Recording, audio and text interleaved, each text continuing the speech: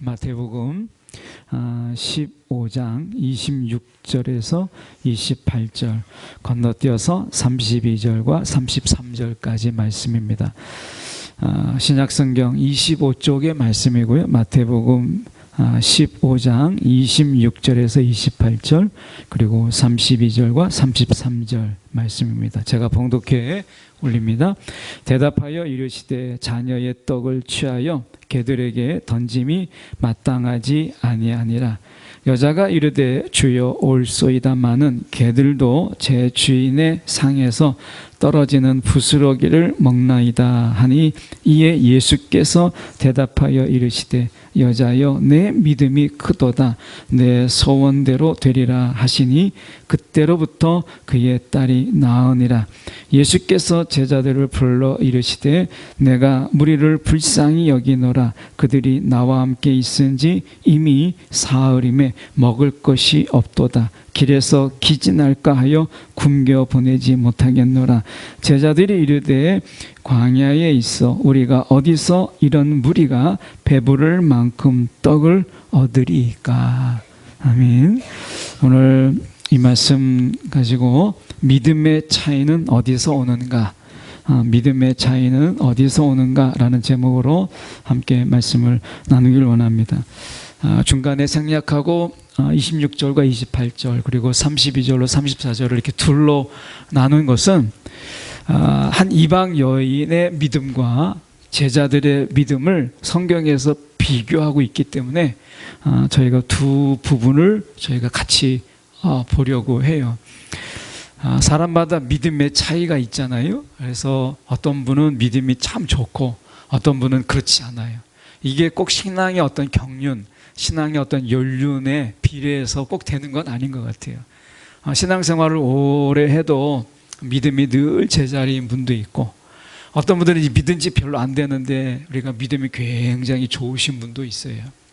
이런 믿음의 차이가 어디서 오는가, 우리가 그 비결을 우리가 좀 함께 나눠보려고 합니다. 우리가 늘 믿음이 더 큰 믿음, 더 좋은 믿음, 또 흔들리지 않는 믿음을 갖고 싶은데 사실은 우리가 많이 그렇지 못한 경우가 굉장히 많잖아요. 그래서 우리가 믿음이 없는 우리 자신들이 너무 사실 어떨 때는 안타깝기도 하고 막 그렇지 않습니까? 그래서 오늘 한 이방 여인을 예수님께서 어떻게 그렇게 큰 믿음이라고 칭찬하셨는가? 제자들은 왜 따라다니면서 그 믿음은 잘하지 않았을까라고 하는 거예요. 오늘 우리가 마치 제자들 같지 않아요? 예수님을 내내 따라다녔지만 늘 어떻게 그렇게 믿음이 작냐라고 이야기하시는 이 제자들. 오늘 이방 여인을 저희가 보면서 함께 말씀을 살펴보려고 합니다. 26절부터 저희가 본문을 보면 이렇게 되어 있습니다. 대답하여 이르시되 자녀의 떡을 취하여 개들에게 던짐이 마땅하지 아니하니라. 이 성경 구절은 저희가 여러 번을 읽어도 어떻게 예수님께서 이렇게 얘기할 수 있을까라고 하는 거예요. 여기서 개들이라고 하는 부분은 우리가 오해가 있을 수 있는 부분이고 그럴 수 있는 부분인데, 그러니까 이스라엘 사람들은 하나님이 자기들을 택하셨다.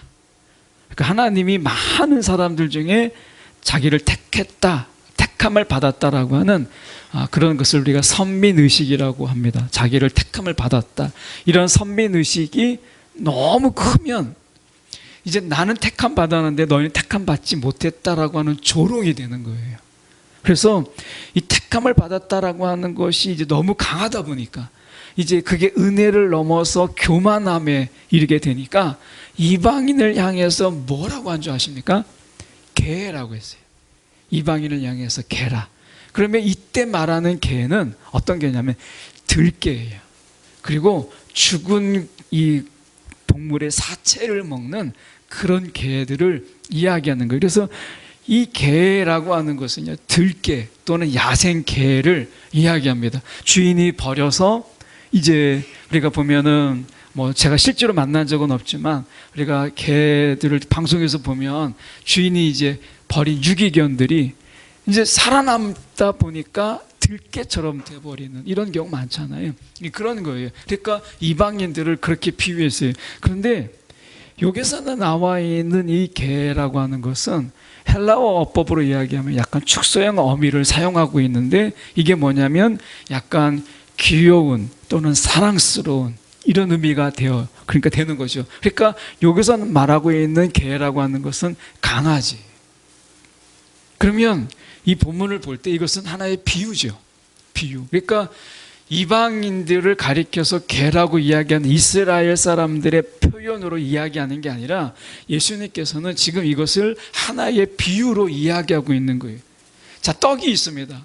이제 어머니 아버지가 이제 어머니가 떡을 준비했어요. 떡을 준비했는데 개가 아무리 이뻐도 이제 내 자녀가 생겼어요. 그러면 개는 후순위로 밀려나는 게 너무 당연한 거 아니겠어요?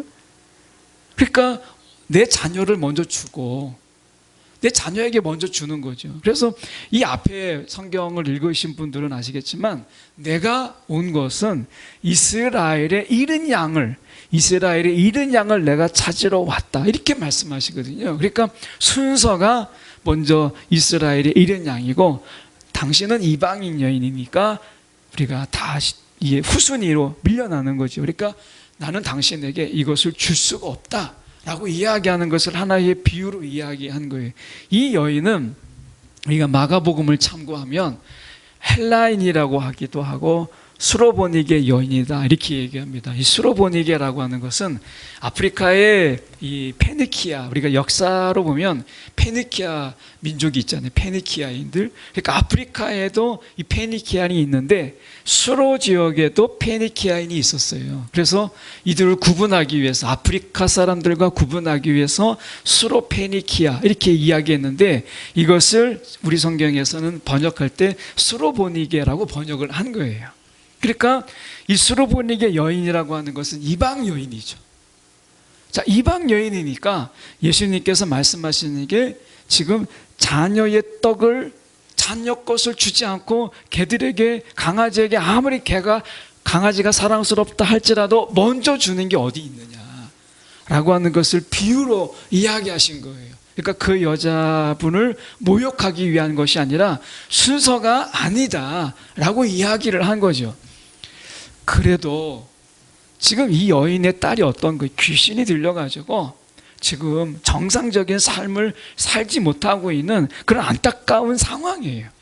근데 이 여인이 예수님을 이야기할 때 주여 다윗의 자손이요, 그러니까 주 다윗의 자손이요, 이렇게 얘기했거든요. 그러니까 그걸 소리치면서 이야기하니까 제자들이 자꾸 못 오게 말렸어요. 그래도 소리를 다해서 다윗의 자손이라고 외쳤어요. 이 여인의 믿음의 첫 번째는 무엇이냐면 간절함이었다는 거예요. 절박함. 왜냐하면 지금은 유튜버들이나 이런 분들이 있어서 어느 유명한 사람이 어디에 있다, 뭐 사진도 많이 올라오고, 그러니까 지금은 우리가 어디에 가더라도 어디에 있는지, 유명한 사람 같은 경우에는 조금만 검색하면 다 동선이 밝혀지잖아요. 근데 이때 당시에 예수님은 이제 배 타고 어디 가버리면 어느 동네에 가 계신지, 그리고 이동하면 어느 동네로 가셨는지 알 수가 없어요. 그러니까 이 이방 여인, 이 가나안 여인은 어떻게 됐냐면 이 예수님을 지금 놓치게 되면 만날 수가 없는 거예요. 어디서 이 여인을 만나겠어요? 이 예수님을 어디서 만날 수 있겠어요? 그러니까 이 여인에게 있어서는 지금 예수를 만나는 이 순간이 놓칠 수 없는, 왜냐하면 예수님이 지금 뭐라고 말씀하셔도 넌 아니야 라고 이야기해도, 지금 당신의 순서가 아닙니다 라고 이야기해도 이 여인은 물러설 수가 없는 거죠. 왜냐하면 자기의 딸이 평생 귀신 들려 살게 생겼는데 너무 절박한 거예요. 근데 제자들은 그렇지가 않았어요. 3년을 내내 따라다녔잖아요. 오늘 저녁에 또 같이 밥을 먹을 거고, 같이 이제 잘 거고, 내일 아침에 또 이동할 거잖아요. 그러니까 예수님에 대해서 이렇게 간절함이 없었어요. 그런데 좀 돌아보면요, 좀 넓게 보면 예수님과 함께 했던 시간이 3년의 시간이잖아요. 3년. 만약에 지금 여러분이 정말 사랑하는 그런 가족과 3년밖에 못 있는다라고 한다면 어떻게 하시겠어요? 너무 길다. 3년이라는 시간을 여러분 앞으로 보낼 수 있다고 한다면 혹시 여러분 마음속에 아유 3년도 길다 뭐 이런 분이 있겠어요? 3년이라는 시간 속에서 무엇을 하고 좋은 데 가고 좋은 데 먹고 하루하루 추억을 만들기 위해서 그렇게 보내지 않겠어요? 제자들에게 예수님과 함께 할 수 있는 시간이 3년이다 라고 한다면 지금 본문에 나와 있는 제자들처럼 그렇게 보내지 않았을 거예요. 그리고 그들이 어떻게 했어요? 사도로 이제 보냄을 받잖아요. 자기들이 보고 배운 것을 누군가에게 전하고 가르쳐야 되잖아요. 이런 걸 알았다면 아마 이 제자들은 예수님께 더 열심히 배우고 예수님을 더 따라다니고 하나라도 놓치지 않기 위해서 아마 기억하려고 많이 애를 썼을 거예요. 그리고 예수님을 마음껏 아마 사랑하는 이런 시간들 가졌겠죠. 그런데 제자들은 평생 내내 막 몇십 년 동안 예수님과 함께 할 것처럼 그렇게 그들은 3년의 시간을 보냈어요. 별로 특별하게 보내지 않았다라는 거죠. 종말론적인 삶을 산다라고 하는 것은 오늘 밤이 내 인생의 마지막일 수 있는 거예요. 그래서 종말론적인 삶이 다 나쁜 게 아닙니다. 이 종말론적인 삶이라고 하는 것은 우리에게 은혜예요. 저와 여러분에게 은혜입니다. 종말은 예수님 이 땅에 오심을 통해서 이미 시작됐어요.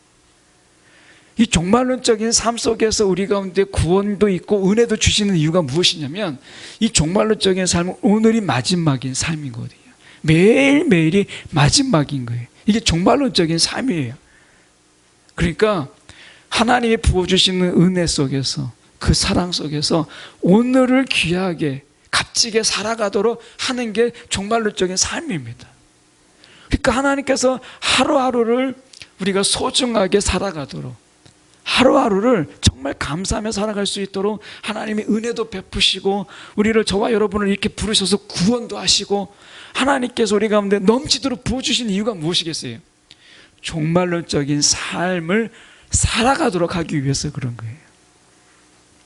우리가 평생을 살아보지만 저도 이제 앞에 5자가 붙어요. 근데 좀 지나면 앞에 6자가 붙을 거예요. 아마 여러분도 마찬가지겠지만 우리가 청소년 시기를 지나고 청년의 시기를 지날 때 제 앞에 숫자가 나이의 숫자에 5자가 붙고 6자가 붙고 7자가 붙는다는 걸 생각이나 해보셨겠어요? 이게 금방이잖아요.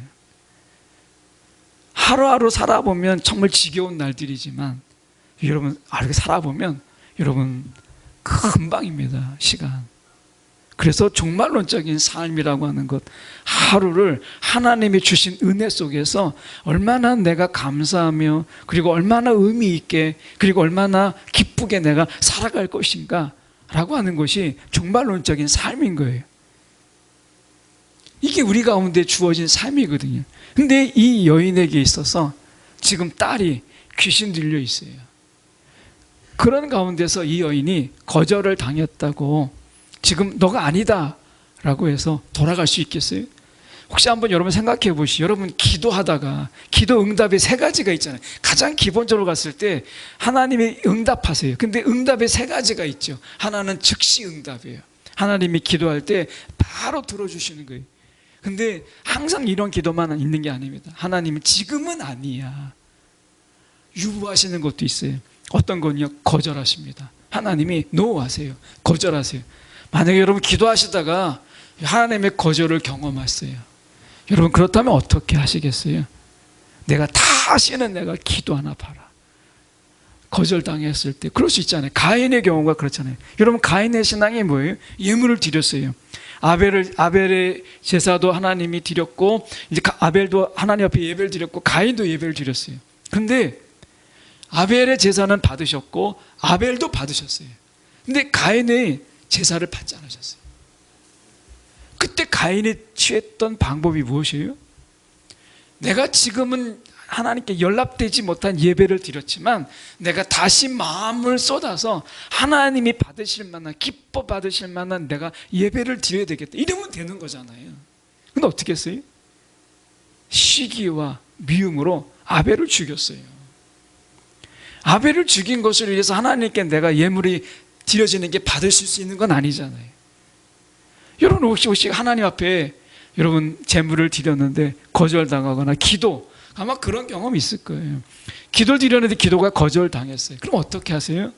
어떤 분들은 다시는 내가 하나님께 기도 하나 봐라. 기도 안 하는 분들이 있습니다. 이건 누구 손해죠? 이건 본인 손해예요.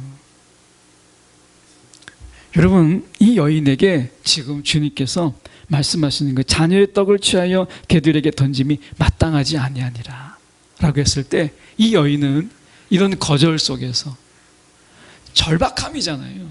그런데 또 하나 우리가 봐야 될 게 뭐냐면, 자녀의 떡을 취하여 개들에게 던짐이 마땅하지 아니하니라 이렇게 얘기했을 때 27절을 보세요. 이렇게 말씀합니다.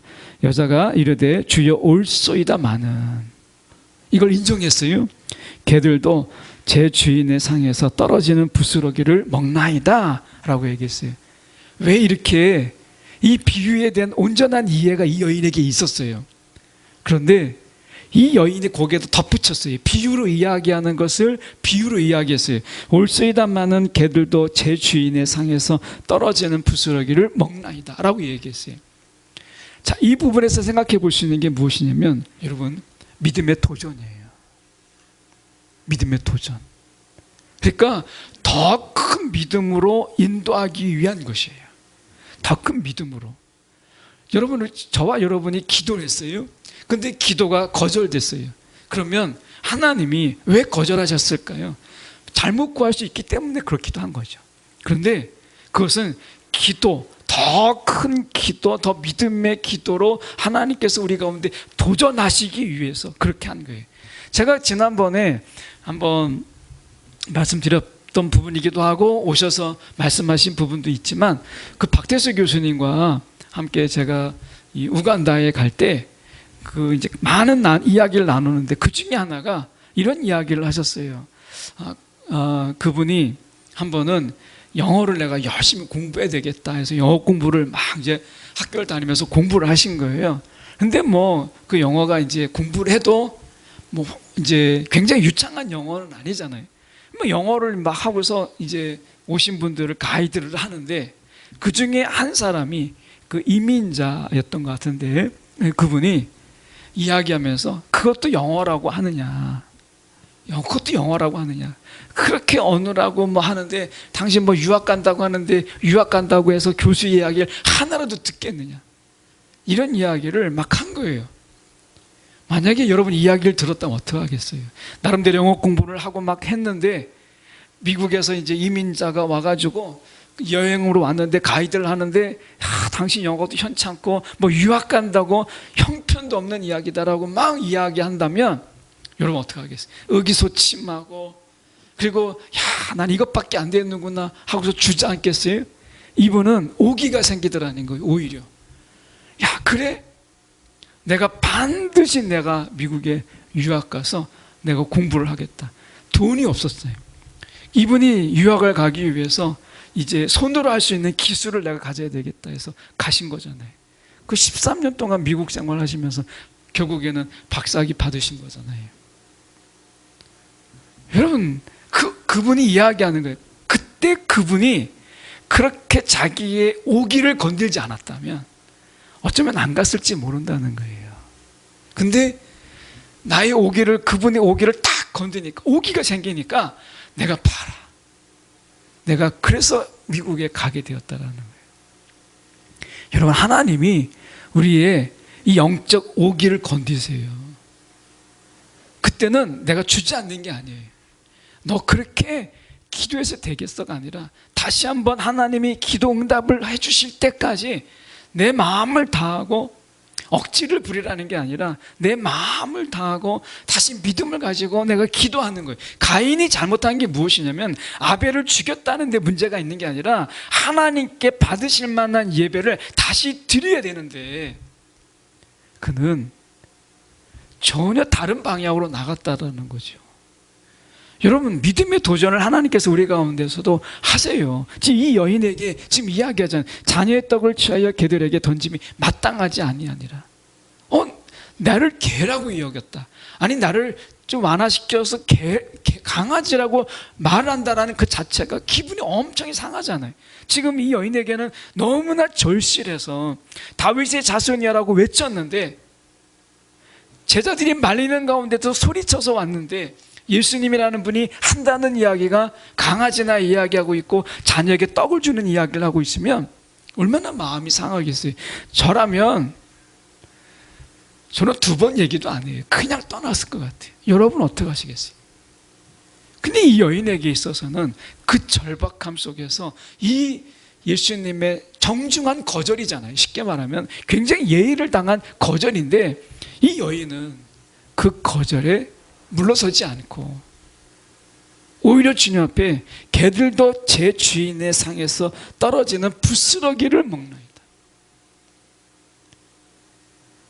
부스러기 신앙으로 내게 이만한 치유는, 내 딸의 치유는 줄 수 있지 않겠습니까? 내게 복을 달라고 하는 것도 아니고 이거는 줄 수 있지 않겠습니까? 거기서 오히려 더 가까이 예수님 앞에 들밀었다라는 거예요. 믿음의 도전이 있었다라는 것이죠. 여러분, 우리에게 주님께서요, 우리의 신앙에 이 도전을 주시는 거예요. 근데 제자들을 가만히 보세요. 32절에 가서 보면 제자들은요 그렇지 않았어요. 예수께서 제자들을 불러 이르시되 내가 무리를 불쌍히 여기노라, 내가 무리를 불쌍히 여기노라. 그들이 나와 함께 있은지 이미 사흘임에 먹을 것이 없도다. 길에서 기진할까요? 굶겨 보내지 못하겠노라. 굶겨 보내지 못하겠노라 라는 말은 뭔가를 먹여야 되겠다. 예수님 표현한다면 너희가 그들을 먹이라, 이 뜻이잖아요. 그러니까 어떻게 보면 제자들에게 좀 도전하고 있는 거예요. 놀랍게도 이 구절은 앞에 어떤 게 나오냐, 오병이의 기적, 유대인들에게 베풀었던 오병이의 기적이 있었습니다. 5,000명이 먹고, 여자와 아이를 빼고 5,000명이 먹고 12광주리가 남은 엄청난 그런 사건이, 오병이의 기적을 그들이 보았어요. 그리고 이방인들을 먹였던, 우리가 이 칠병이어의 사건이 있었죠. 4,000명이 먹고 남았어요. 오병이의 기적과 칠병이의 기적, 이것을 다 경험한 이 자리에서 지금 이 이야기를 하고 있는 거예요. 지금 어떻게 보면 이들이 지금 예수님께서 말씀하신 오병이의 기적을 본 지 얼마 안 돼요. 예수님께서 먹이신 사건을 경험한 것이잖아요. 그럼에도 불구하고 그들이 뭐라고 얘기하냐면 33절에 제자들이 이르되 광야에 있어 우리가 어디서 이런 무리가 배부를 만큼 떡을 얻으리까? 라고 이야기를 해요. 제자들은 예수님의 이런 도전, 기진할까 하여 굶겨 보내지 못하겠노라 라고 하는 이 말씀 앞에서 우리가 이들을 먹이겠습니다. 아니면 적어도 주님께서 지난번에 그렇게 하셨던 것처럼 이들을 먹이시옵소서 라고 해야 되는 거잖아요. 그런데 또다시 그들은 이렇게 이야기하는 거예요. 우리가 어디서 이런 무리가 배부를 만큼 떡을 얻으리까? 어디서 이들을 배부르게 할 만큼 떡을 얻으리? 이렇게 얘기한 것이죠. 이게 우리의 현실 아니에요? 믿음의 도전 앞에서 우리는 주님께 더 가까이 나가지 못하고 여기서 얘기하고 있는 것처럼 현실을 이야기하는 거예요. 아니, 지금 예수님이 이걸 몰라서 지금 이야기하는 게 아니잖아요. 제자들이 말하지 않아도 우리가 광야에 있어 우리가 어디서 이런 무리가 배부를 만큼 떡을 얻으리까? 이거는 예수님이 이미 알고 있는 내용이에요. 우리가 어떤 문제가 있고 또 어려움이 있을 때, 여러분 기도하실 때 하나님께서 우리 가운데 믿음의 도전을 주시죠. 한 번의 기도로 하나님 응답하시지 않을 때가 있고요, 한 번의 부르짖음으로 하나님께서 응답하지 않을 때가 있어요. 그럼 여러분 어때요? 어떤 사람은 금방 포기해버려요. 뭐 기도해도 소용이 없어, 포기해버립니다. 하나님이 거절하세요? 내가 다시는 내가 기도하나 봐라. 오히려 오기가 하나님께 더 가까이 나가는 게 아니라 하나님께 더 멀어지는 그런 곳으로 나가기도 해요. 말씀에 우리가 보면 우리가 공동 번역으로 보는 말씀인데요. 히브리서 10장 32절의 말씀에 보면 이런 말씀이 있습니다. 여러분은 처음에 빚을 받고 나서 많은, 그러니까 빚을 경험하고, 처음에 빚을 경험하고 많은 고난의 도전을 받으면서도, 견뎌내던 시절을 생각해 보십시오. 이게 히브리서 말씀이 10장 32절의 말씀입니다. 그들에게 뭐가 있었어요? 처음에 빚이, 그들에게 은혜의 경험이 있고, 그 다음에 고난의 도전이 있었다는, 고난의 도전. 그들 속에서, 고난의 도전 속에서 오히려 그들은 더 견고한 믿음을 가지게 되었다라는 거예요. 생텍쥐페리의 어린 왕자, 잘 알고 있는 말씀이잖아요. 거기 이 어린 왕자라는 책에서 이런 내용이 나옵니다. 가끔 폭풍, 안개, 눈이 너를 괴롭힐 거야. 그럴 때마다 너보다 먼저 그 길을 갔던 사람들을 생각해 봐. 가끔 폭풍과 안개, 그리고 눈이 너를 괴롭힐 건데 그럴 때마다 앞서 갔던 사람들을 생각해 봐. 그리고 이렇게 말해봐. 그들이 할 수 있다면 나도 할 수 있다. 여러분, 우리가 히브리서 11장에 보면 누가 나와? 믿음의 선조들이 나옵니다. 우리보다 앞선 믿음의 선조들의 이야기가 나와요. 여러분, 그 이야기를 보고 우리가 우리는 저렇게 도저히 따라갈 수가 없어. 나는 저들의 믿음을 도저히 따라갈 수가 없어. 그래서 믿음으로 주저앉히기 위해서 11장이 있나요? 히브리서 11장을? 우리가 그렇게 말할 수 없죠. 히브리서 11장이 있는 이유가 뭐겠어요? 히브리서 저자가 히브리서 11장에 믿음의 선조들을 기록한 이유가 뭐겠어요? 우리를 주눅들게 하기 위해서 그런 게 아니라 도전을 받으라는 거죠. 앞에 사람들도 저렇게 할 수 있다면, 저들도 하나님을 고난의 그런 도전 속에서 주님을 저렇게 따라갈 수 있고 믿음으로 성장할 수 있다면 우리도 할 수 있다라는 거잖아요. 우리도 할 수 있다. 이것을 말씀하는 거잖아요.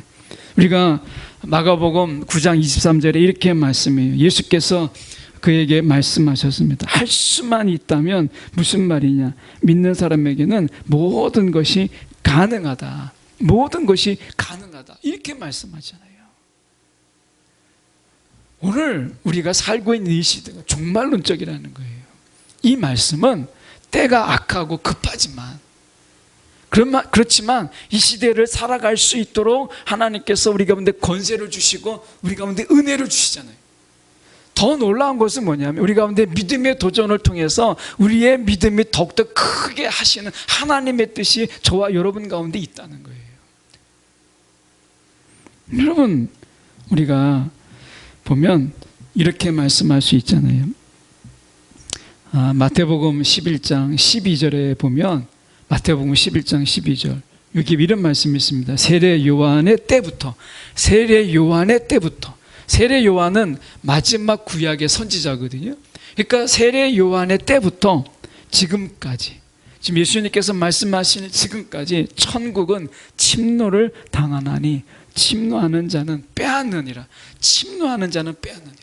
천국은요, 그냥 가만히 있으면 임하는 게 아니라 여기서 말씀하잖아요. 천국은 침노를 당하니 침노하는 자는 빼앗느니라 라고 이야기해요. 우리의 믿음의 적극성을 이야기하는 거죠. 믿음의 도전을 이야기하는 거예요. 천국은 침노를 당하나니 침노하는 자는 빼앗느니라 라고 말씀하잖아요. 여러분, 우리의 신앙에서 하나님이 미움을 밀쳐내도 그 밀쳐내도 미움이 아니라 우리를 더 강하게 하기 위한 것이잖아요. 그 믿음의 도전이 우리 가운데 요구되고 있다라고 하는 거예요. 제자들처럼 늘 주님을 따라다니지만 이 제자들은 어떻게 했어요? 믿음이 너무 없었어요. 없어도 너무 없었어요. 예수님께서 베푸신 그 기적을 경험하고 누구보다도 더 가까이에서 예수님을 경험했던 그들이 이렇게 말할 건 아니잖아요. 우리가 어디서 이런 무리가 배부를 만큼 떡을 얻으리까? 너무나 현실적이잖아요. 지극히 현실적이. 예수님을 한 번도 경험하지 않아도 말할 수 있는 이야기. 오늘 우리가 제자들처럼 예수님을 내가 경험하지 않아도, 예수님을 한 번도 내가 만나지 않았어도 할 수 있는 이야기, 지극히 상식적인 이야기를 우리가 하면서 살아가고 있지는 않는가 하는 거예요. 문제 앞에서 하나님, 문제를 보세요. 지금 내가 걱정하는 걸 보세요. 걱정하지 않게 생겼어요. 하나님, 내가 염려하는 걸 보세요. 내가 지금 염려하지 않게 생겼어요. 하나님 똑바로 보세요. 이렇게 얘기하고 있는 거잖아요. 우리가 늘 하나님을 가리켜요. 지금 예수님을 가리키잖아요. 하나님, 예수님 제발 좀 현실 좀 파악하세요. 지금 우리가 광야에 있는데 이런 무리가, 이렇게 많은 무리가 있는데 우리가 어떻게 그들을 배부를 만큼 떡을 얻을 수 있겠습니까? 라고 이야기하잖아요. 지금 예수님께서는 뭘 이야기하는, 현실을 이야기하는 게 아니라 믿음을 이야기하는 거예요. 우리의 노예는 문제가 무엇이냐가 아니라 믿음을 이야기하고 있는 거잖아요. 믿음을. 주님께서 지금 그 문제를 가지고 도전을 하시는 거예요. 저와 여러분이, 우리가 적어도 이 믿음을 가지고 살아보겠다고 우리가 이 자리에 모인 거잖아요. 그런 우리 가운데 주님께서 말씀하시는 믿음의 도전을 말씀하시는 거예요. 자, 다시 우리가 이방 여인의 이 모습을 잠깐 보면 이렇게 되어 있습니다. 27절에 가서 보면 여자가 이르되 주여 올소이다마는, 이걸 인정하잖아요. 내가 어쩌면 아닐 수도 있고 하지만 그래도 개들도 제 주인의 상에서 떨어지는 부스러기를 먹나이다. 지금 예수님께서는 왜 이 자리에 왔을까요? 왜 이방 땅까지 왔을까요? 예수님께서 정말 계획하지 않고 오시는 일이 있어요? 없어요. 예수님께서는 그날의 모든 것을 성령의 인도함 속에, 계획함 속에서 오는 거예요. 오늘 이 예수님께서 이 자리에 오신 이유는 이 여인을 만나기 위해서 온 거예요. 그리고 이 여인의 믿음이 더 크게 드러나기 위해서, 지금 그래서 말씀하잖아요. 내 믿음이 크도다. 내 믿음이 크도다. 이 여인의 믿음이 더 크게 하기 위해서, 이 여인을 만나기 위해서 오신 거죠. 그런데 일부러 자극하는 거예요. 믿음을 크게 하기 위해서. 오늘도 주님께서 저와 여러분에게 그렇게 하십니다. 믿음을 더 크게 하기 위해서. 아닌 척, 짐짓, 하나님께서 못 들은 척 하는 것이잖아요. 믿음을 더 크게 하기 위해서. 여기만 그런 게 아닙니다. 요한복음 11장에 가서 보세요. 나사로의 경우를 보십시오. 나사로가, 우리가 아직 아플 때에 이 마르다와 마리아가 어떻게 해서 사람들을 보내서 예수님을 빨리 모셔오려고 하죠. 예수님만 오시면 살 것 같으니까. 이런 믿음은 그들에게 있었어요. 주님만 오시면 고침을 받는다, 이런 믿음은 있었잖아요. 그래서 사람을 열심히 보냈죠. 근데 예수님께서 짐짓 안 가셨어요. 안 가셨어요. 나중에 나흘 만에 이 나사로의 집에 가셨어요. 아니나 다를까 마르다와 마리아가 안타까움을 이야기하죠. 원망 섞인 이야기를 합니다. 그때 오셨더라면 좋았을 텐데. 근데 나흘 만에 왜 오셨어요? 더 큰 믿음을 위해서. 나사로가, 죽은 나사로가 나오잖아요. 죽은 나사로가 나사로야 나오라 라고 이야기하잖아요. 죽은 자가 살아나는 엄청난 사건을 경험하잖아요. 여러분, 우리가 서운하다고 그때 그렇게 사람을 보내서 나사로가 아플 때 주님 오시면 나았을 텐데, 이것 때문에 서운하고 속상한 마음 때문에 막 예수님 발길도 들어오지 못하도록, 집안에 들어오지 못하도록 그렇게 할 수도 있잖아요. 근데 예수님께서는 무엇 때문에 마르다와 마리아 그리고 많은 사람들에게 더 큰 믿음을 위해서, 치유가 아니라 죽은 자를 살리시는 주님의 역사를 보여주기 위해서, 주님의 부활을 미리 알게 하시기 위해서 그렇게 하신 것이잖아요. 여러분, 하나님의 뜻은요, 우리가 더 큰 믿음, 이거예요. 믿음의 도전을 주는 거예요. 믿음의 도전. 여러분, 기도하다가 기도 응답을 여러분 받지 못했습니까? 아니야 라고 말씀하셨습니까? 그렇다면 여러분, 하나님께 막 서운해가지고 내가 다시는 기도하지 않겠다, 여러분, 이거는 바보 같은 짓이에요. 오히려 그 속에서 주님이 받으실 만한 기도로 내가 온 마음을 다해서 기도하는 것, 이게 필요한 거예요. 여러분, 가인의 후회가 되지 마세요. 여러분, 가인의 후회가 되면 안 돼요. 우리의 신앙 속에서 가인의 길로 가는 자들이 너무 많은 거예요. 하나님이 믿음의 도전을 주기 위한 것인데, 우리가 늘 이야기하잖아요. 로마서 말씀 속에서 합력하여 선을 이루신다고 그렇게 많이 이야기해도 하나님의 거절도 선을 위한 것이잖아요. 더 큰 믿음을 위한 것이라고 우리가 그렇게 많이 들어도 하나님 조금만 거절해도 서운하고 섭섭하다고 하나님을 떠나고 다시는 기도하지 않고 기도의 문을 닫아버리는 어리석음이 우리 가운데 있잖아요. 오늘 주님께서 이 한 여인을 통해서 제자들에게 믿음의 도전을 던지고 있는 거예요. 우리들에게도 마찬가지입니다.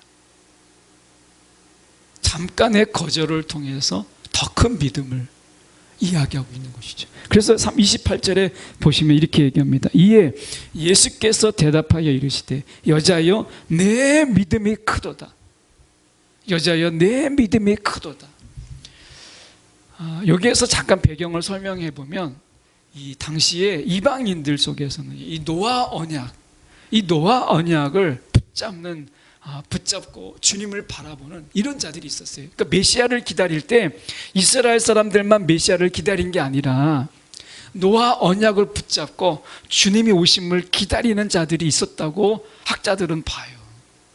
이 여인도 적어도 노아 언약을 붙잡고 이스라엘의 메시아가 온다면 분명히 우리 가운데서도 그 은혜가 임할 것을 기다리는 사람도 있었다고 이야기해요. 노아 언약에 이런 말씀이 있습니다. 그것이 무엇이냐면 창세기 9장 16절에 보면 무지개가 구름 사이에 있으리니 내가 보고 나 하나님과 모든 육체를 가진 땅의 모든 생물 사이에 영원한 언약. 이 언약, 노아 언약은요, 놀랍게도 이스라엘과의 언약이 아니라 모든 생명을 가진 모든 자들과의 언약이에요. 그러니까 아브라함의 언약보다 먼저 있었던 게 노아 언약입니다. 그래서 이방인들은 당시에 노아 언약을 붙잡았어요. 왜냐하면 우리가 아브라함의 언약은 이스라엘과 맺은 언약이지만 노아 언약은 모든 생물과 맺은 언약이잖아요.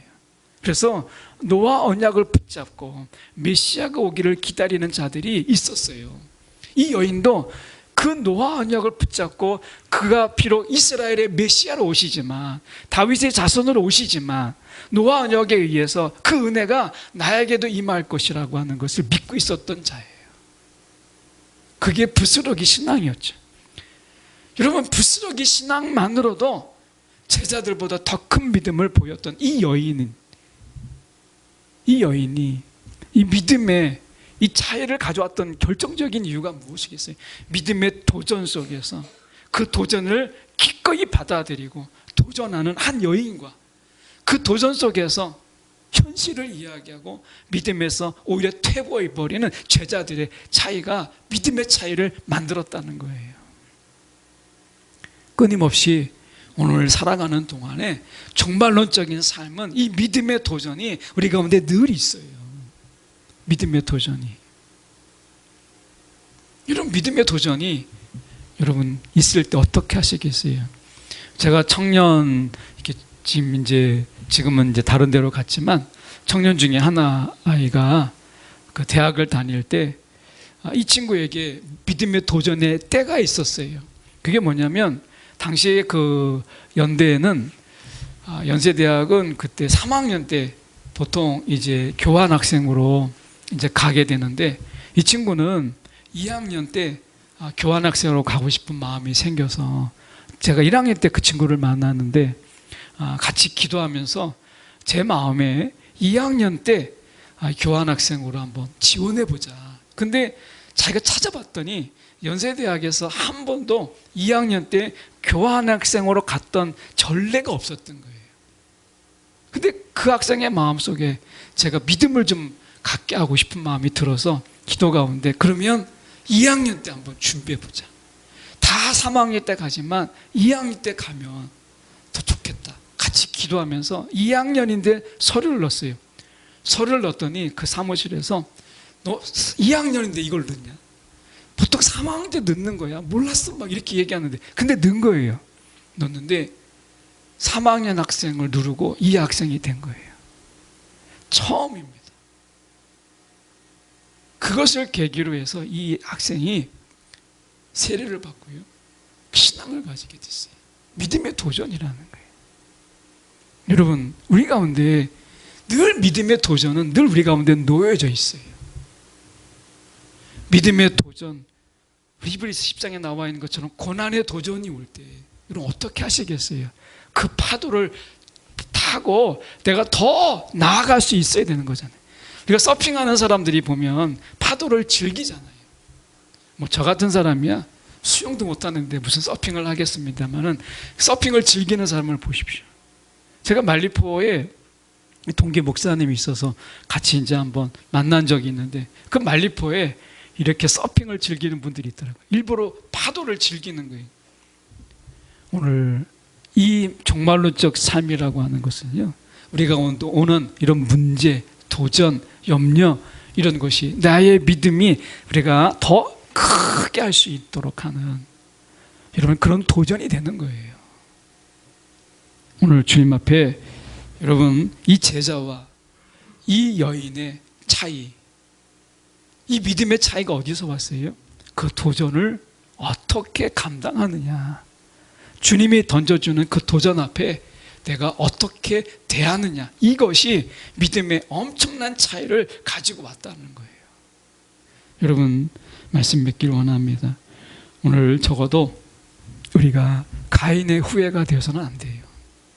하나님이 한 번 거절했다고 하나님과 등을 지고 기도를 중단해버리고 예배를 멈춰버리는 그런 자가 되지 않고, 오늘 이 여인처럼 믿음의 도전 속에서 기꺼이 우리가 더 나아가는, 인정할 건 인정하지만 더 나아가잖아요. 오늘 우리의 믿음의 도전 속에서 우리의 믿음을 키우는 지혜가 있는 저와 여러분 되기를 간절히 소망합니다.